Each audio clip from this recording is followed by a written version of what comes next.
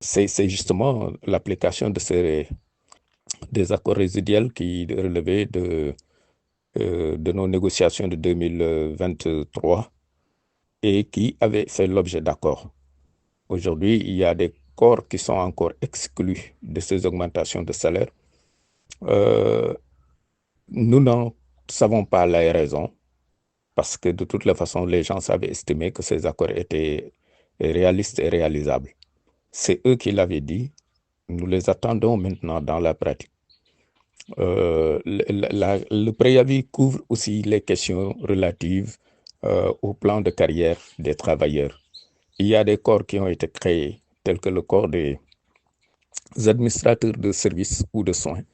Ce corps qui concerne les techniciens supérieurs qui ont fait une formation pour compenser les gaps de connaissances et de compétences qui leur manquaient pour pouvoir accéder à la hiérarchie A2. Aujourd'hui, ces corps non seulement ne sont pas reclassés à la hiérarchie A2, mais continuent de faire l'objet d'un traitement comme si c'était des éléments qui sont dans le corps des techniciens supérieurs de la santé.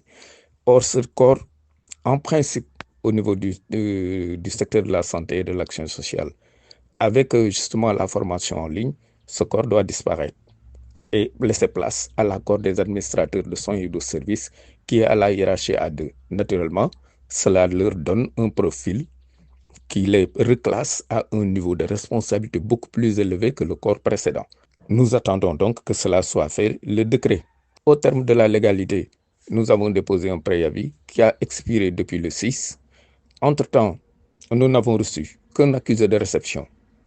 Un accusé de réception le 18 passé de la part du ministre de la fonction publique.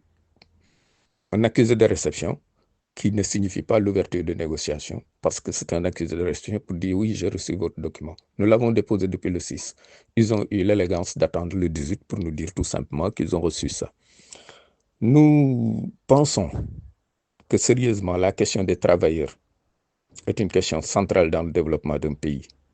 Et le secteur de la santé et de l'action sociale ne fait pas exception à cette importance.